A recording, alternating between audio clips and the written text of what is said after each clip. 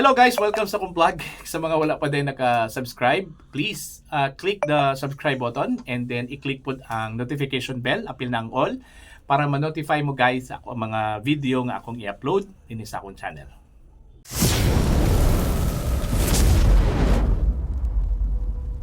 Okay, dirita karon sa issue guys sa paggawas ni Vice President Sara Duterte. Nahimong controversial kayo ni guys no tungod kay ang paggawas sa Vice Presidente natol ni sa pagsulod sa bagyong Karina nga ni resulta sa dakong baha diha sa Metro Manila ug parts sa Luzon na daghang kayong mga komento dito, mga negative nga komento against the Vice President nga keso ang Vice President walay empathy. Yun pa ni Congressman Ed Silagman, ang Vice President ilang gibiyaan ang mga kababayan ng Pilipino nga nag-ilaid sa kalisod tungod adtong baha no. Nagpahayahay lang kuno ang Vice Presidente dito sa laing nasod dito sa Germany, okay, while nagka problema ang iyang mga kababayan din sa Pilipinas. Okay, in the first place ato aning usa-usahon guys no. In the first place, the Vice President has the approval from the President of the Republic of the Philippines nga mobiyahe siya no. July 9 pa lang i-approve na sa Office of the President ang trip ni Vice President Sara. So sa problema na mismo ang presidente na gani mismo no nagtugot nga mobiyahe ang Vice Presidente. Ikaduha, ang pag-travel ni Vice President Sara Duterte guys, dili siya kanang relation sa iyang trabaho, no? Dili to siya duty niya, no? Ang pag-travel sa Vice President is in a personal capacity. Okay? On her personal capacity to. But pasabot, pribado to siya nga trip. Kauban ang iyahang pamilya. Yan. Ikatulo, kisabay magdahom guys nga magbagyo. Kisabay magdahom nga magbaha. Ha? Kaya unang-una, wala ganito. Sa una man good, tung panahon ni President, former President Digong, grabe kayo ang pag-asa, abtik kayo to guys, no? Imang kalayo pang bagyo guys na may mga warning signal no? Para at least dito palang daan makabalo na ka nga usawa nga lugar nga posibleng igon sa bagyo, unya unsay posibilidad kung magbagyo ng lugaran na may mabaha, landslide, etc. etc. Una sa una, no? Panahon pandigong pero kan nawa naman na. Nabay gipagawas nga warning signal? Wala oy. 'Di ba? Wala nagdahom si Vice President nga mao toy mahitabo guys. Kay abi niya ordinaryong bagyo lang kay pila ba ka mga bagyo ng labay before siya ni travel, daghang mga bagyo ng abot sa Pilipinas. 'Di ba? Di man ing ato ang nahimong resulta, 'di ba? Okay? Napailain nga point. Bisan og wala ang Vice Presidente. Wala man nagpasagat ang Vice President. No? In place iyang tao. Kamaturan niya na guys, ang opisina pa gani sa Vice Presidente mo ay nag-una dito sa ground. Iyang mga staff na dito sa ground nang hatag og mga pagkaon, nang hatag og hinabang dito sa mga biktima. O sa may gihimo ron sa Executive Department. O sa may gihimo sa DSWD, mas nauna pa ganing Office of the Vice President dito kaysa sa DSWD. Ang gihimo ni President Bongbong Marcos kabalo mo unsa during that day sa baha, dito pa siya nagpatawag og meeting. Okay? While ang Vice President, ang opisina sa Vice President, wala na. Execute na. Muna branding guys Duterte. Diba? Dili kinahanglan nga napay leader. Dili kinahanglan nga magkuman pang leader. Bisay walay leader, mag-function ang office. Muna'y brand sa mga Duterte.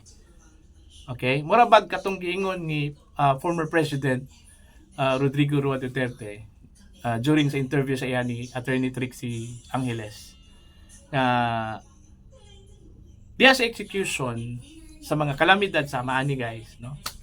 O di ba ka gera? Dapat in place na tanan during sa adlaw sa nahitabo o sa panghitabo. Kung kalamidad siya, dapat during the day nga ni abot ang calamity, execution na dapat. Mura na gera ba nga diha pa ka muhatag og order, guys, kanang nagira na dito sa imuhang mga general sa imong mga sakop nga pwede mo nuntang himuon nimo ang paghatag og order days before sa gera, di ba? Para pag abot sa gera, execution na lang. Ana o na branding sa Duterte. O na nga dili nimo di ka magaisulti nga way pakabana si Vice President Sara Duterte kay in place na yan tao eh. In place ang tao. Do you think while na ang mga tao na dito sa field walay contact ang Vice Presidente sa ila, always ni naga-monitor maski na wala siya des Pilipinas eh. So meaning functional gyapon. Di ba? Functional gyapon. Napay line point. Ano ang Vice President man inyong pangitaon? Naunang-una na may presidente. Puhi pa man ang presidente, wa man nilakaw. Nag-function man ang presidente. Ano ang Vice President ang inyong pangitaon?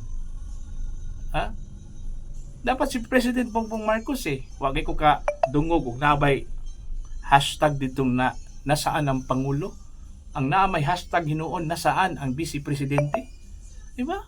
Ang Vice Presidente is naranas daplin.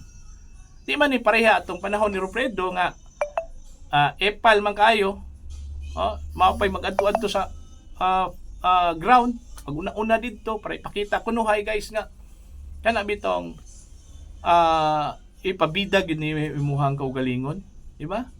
In reality nahi presidente na in command siya guys. Ang presidente wala na padapling na. The only mandate of the Vice President is to replace the President. Maurag yun na. Kanang iyang trabaho ron nga maghatag og mga hinabang, mag-adtog mga lugar, no? Kanang magbisita og mga lugar.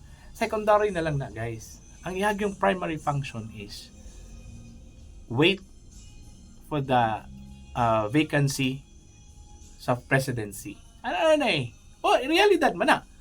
Man reality mo bitaw tong ang Vice President gina mansagan na siya guys nga spare tire.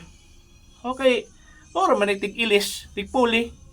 Para gyud ang ligid ug nay mabutong ligid. Ang spare tire may butang dito. Ingana ra pud na. Mao na ang function sa Vice. So dili dapat pangitaon nimo ang Vice Presidente sa mga ingana nga mga sitwasyon. Kay naa man ang presidente, siya man ang in command ana. Siyang in command ana. O na nga, kining tanan guys, mahalata gyud nimo nga politika gyud, no? Politika hinungdan ani. Ikaron ra gyud ko kadungog nga gi lisod-lisod ang Vice Presidente karon. Mura bitag nawala bitaw guys ang respeto, no? Sa uban nga mga ahensyas gobyerno ngadto sa Vice Presidente. Although Office of the Vice President wala man nilagi pero ang presidente mismo, the person it's himself or herself, no? Una-una gikuhaan siya og mga security, no? Ikuhaan siya mga security. Ilimanta 75 ka mga pulis, gikuha siya. Although ingon pa si Colonel Jean Pajardo ang spokesperson sa PNP nga may nabilin di ang 32. Pero gikuhaan siya. The fact nga gikuhaan siya og security. Asa ka mangita na guys? Vice Presidente gyud ang imuhang kuhaan og security.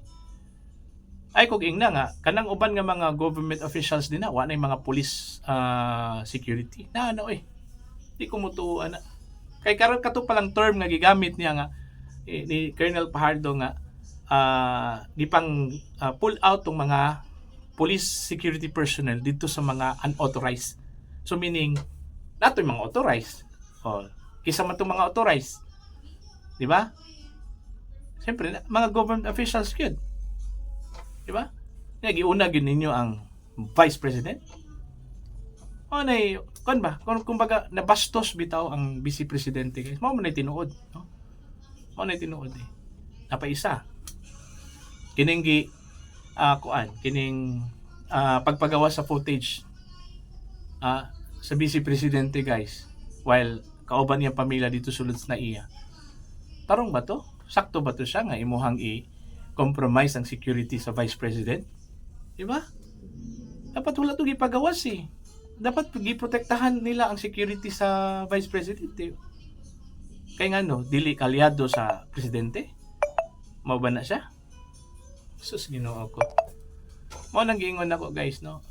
Ang tao wala man natug. Actually, tanawag ko nang nigawas nga survey sa social weather station no. Di ba? Ang trust rating sa Vice President pertin taasa. Di ba? Yang presidente noon na maoy in command. Shoo! Ana ba? O na. O na nga, tama ra po ng gihimo ni Vice President Saron nga wa siya nagtingog. Kaya ibatikos ba na yung wa pagtingog? Ingon pa si Congressman Dalipe sa Zamboanga nga kana daw kunong pagtingog-tingog ni Vice President Sara daw, wa daw siya malasakit sa bayan. Wala malasakit sa bayan. Ay nako. Ako ba, awar ko na, ma-observe ninyo guys. Ako ka lang ipangapod-apod sa Vice President nga kuan nga mga hinabang, karton, mga kinarton na tubig, mga dilata.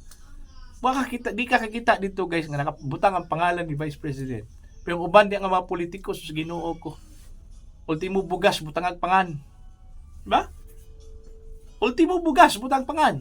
Napang ito sa unan, kindi butang pangan. Butang ang pagdagway. Yeah? O na siya branding sa Duterte. Anong, kung ako'y Vice President, anong butangan man ako, pangan ako diyan, di man akong kwarta. Kwartam na staw. Diba? Kwarta na staw, anong butangan man ako, anong ang kuno man akong ako na. Diba? Para na sa mga politiko ba? Ano yung mga project din na, this is the project of Congressman Talpulano. Ano ba? No? Di sila mauwaw, no? Hindi ilang kwarta? May itong ilahatong kwarta, guys, nga. Kana, okay ra? Butangan ni mo, this is the project of Ginoo ko. Pero ang mga Duterte, wag na. Bisan si Digong, di ka kitag pangalan na, naay proyekto guys, di kitag pangalan nga, naay pangalan niya. Naay project na nakapangalan siya. Nga na. That's leadership. Hinga ng leadership. So makita ni mong leadership guys, mga Duterte. So, kana lang no, kay ang ako alang worry aning gihimo nila is ang na-compromise ang security sa Vice President.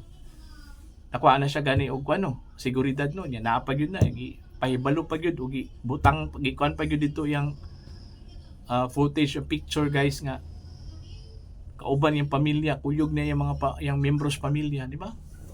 Discreet unta to eh. Di ba? Tungod kay wa sila respeto sa Vice President, mo naghimo na nila.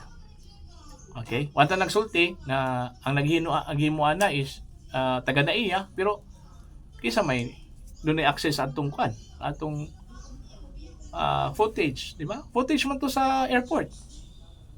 Di ba? Ay ko ging na personal to nga picture. Or personal to nga CCTV dili eh. Footage to sa airport. Kasi nagpagawas adto, kasi nagtugot adto. Di ba? So walang na siya, no? Hopefully, sa mga gusto mag-comment, you can comment down. Thank you very much sa inyong tanan. God bless.